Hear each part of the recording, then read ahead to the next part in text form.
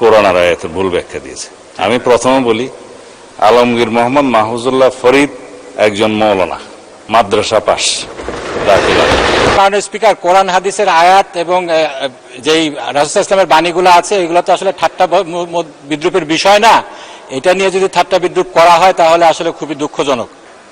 মাননীয় সদস্য, খুব জরুরি না হলে পয়েন্ট অফ অর্ডারে দাঁড়াবেন না। পয়েন্ট অফ অর্ডার সমসাময়িক চলমান বিষয়ের উপর হতে হবে। একজন পুরনো সংসদ সদস্য, আমার মনে হয় না যে কোরআন হাদিস নিয়ে তিনি কোনো ব্যঙ্গাত্মক কমেন্ট করতে পারেন। তারপরেও আমরা পরীক্ষা করে দেখব। আমার পাশে ছিলেন তিনি, অন্তত এই উদ্দেশ্যটা বলেন, লইন শাকারতুম লাযিদান্নাকুম ওয়া লইন কাফারতুম ইন্না আযাবি লাশাদীদ। যেটা উনি বলেছেন সেটা প্রাসঙ্গক্রমে বলেছে, আমরা যদি আল্লাহর নিয়ামতের শুকরিয়া আদায় করি আল্লাহ আমাদেরকে আরো বাড়িয়ে দেবে, যদি শুকরিয়া আদায় না করি লইন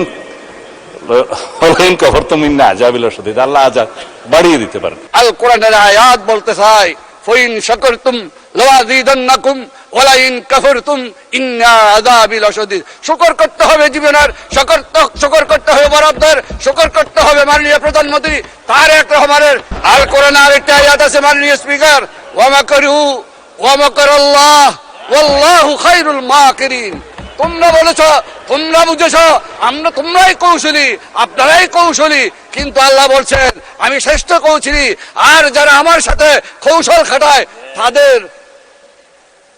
তাদের অবস্থা খুবই শোচনীয়। মাননীয় স্পিকার, কোরআন হাদিসের আয়াত এবং যেই রাসূল ইসলামের বাণীগুলো আছে এগুলো তো আসলে ঠাট্টা বিদ্রুপের বিষয় না। এটা নিয়ে যদি ঠাট্টা বিদ্রুপ করা হয় তাহলে আসলে খুবই দুঃখজনক। এখানে কোরআনের আয়াত কোট করা হয়েছে, লাইন শাকারতুম লাযিদান্নাকুম ওয়া লাইন কাফারতুম ইন্না আযাবি লাশাদীদ। ওনাদের প্রশংসা করলে ওনারা আরো বাড়ায় দিবেন, আর ওনাদের ইয়ে না করলে ওনারকে আমাদেরকে পিটাবেন নাকি, এই ধরনের বোঝাতে যাচ্ছেন। এটা তো আসলে ভুল ব্যাখ্যা হচ্ছে, এটা খুব ভুলভাল বিষয়। এ ব্যাপারে রাসূল ইসলামের কঠোর সতর্কবাণী এসেছে যে এইগুলা বিষয়ে ঠাট্টা বিদ্রুপ করার বিষয়। একজন পুরনো সংসদ সদস্য, আমার মনে হয় না যে কোরআন হাদিস নিয়ে তিনি কোনো ব্যঙ্গাত্মক কমেন্ট করতে পারেন। তারপরেও আমরা পরীক্ষা করে দেখব। বিতর্কে যাব না, কিন্তু একটা ভুল মেসেজ যাবে বিরোধী দলের পক্ষ থেকে যখন একটা অভিযোগ আকারে বা যে কোনো আকারে বলা হোক যে আমাদের একজন মাননীয় সংসদ সদস্য কোরআন আর আয়াতের ভুল ব্যাখ্যা দিয়েছে।